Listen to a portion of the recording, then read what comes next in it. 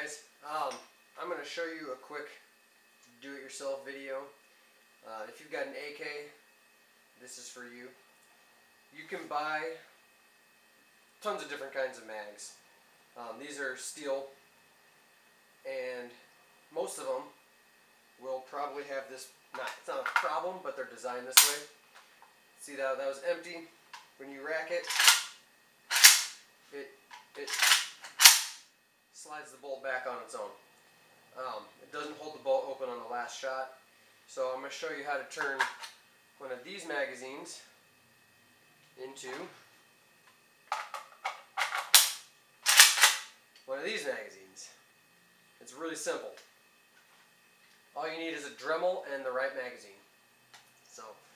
And then when you pull these out, it will slide the bolt back. So I'm going to show you how to do that real quick. Excuse me while I change angles. Okay, first thing you want to do when you're going to try and convert your regular AK mag to a bolt hold open AK mag is have the right kind of mag. Basically, see if I can show you this. You can see how this one you can see through the follower, and on this one it's a solid follower. The ones that work the best to do this are the ones that you can see through. The ones with the solid follower are rounded, so you'd have to do some modification to that as well, and I don't want to do that much modification. So we're just gonna scrap these guys and use them as regular mags. I can also show you why the ones that you can see through the follower, if you look, see if I can get that in focus, the follower comes all the way back. It's flush. So the bolt, that's what it's actually going to catch on. So that's what we want. On the other ones, this is what you're looking at. And that's why the bolt slides right over it, is because it's rounded. It just goes right over top. And so what you would have to do is you'd have to cut it down and make it a nice angle there, or a nice 90-degree angle there, so that it would catch. I don't want to do that much work to my mags, and typically you'll find the difference without having to look at the follower too. The spine of the magazine, these are the ones that have the less desirable follower in my opinion.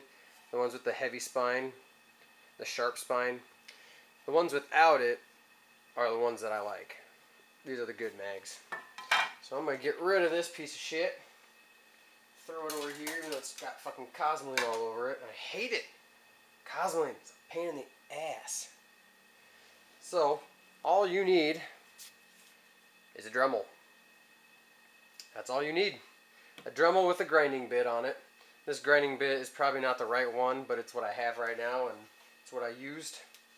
So what you're looking at is, sorry, bumped the camera. Right in here, you can see right there is a little dimple. That is what you want to get rid of.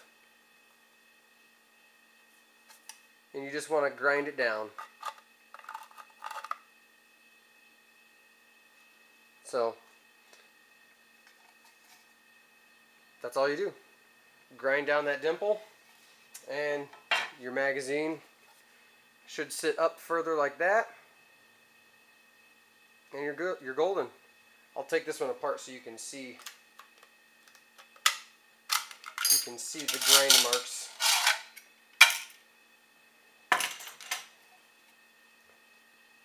Right in there. That's where your dimple is. That's where you're grinding it down.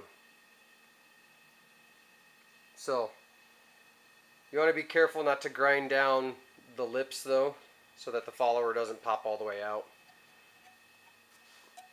But when you do that, your magazine should sit high, or the follower, oh jeez, follower should sit higher up in the magazine itself, and thus should catch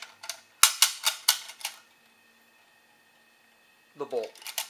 I'll show you the difference between a finished one and a not finished one, so you can kind of tell where the angle should be.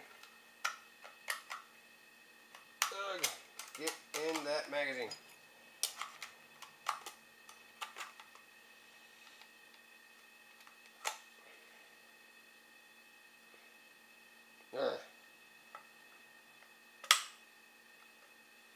Magazine does not want to play with me very well. I promised I'd give it a snack of ammunition later if it played nicely. And it looks funny from the front. Looks like there's a lot of extra space there, but that's fine. I mean, that's just how it looks deeper down. So that's how a normal mag comes and looks from the front. You can see that this one, the follower sits higher up, and then on the back you can really see the difference that this one sits higher up so it holds the bolt open. So that's all you got to do. I'm not going to actually show you the grinding process because it's pretty boring. It's just you taking a Dremel to the little nubs on the inner portion of the magazine. That's all you got to do.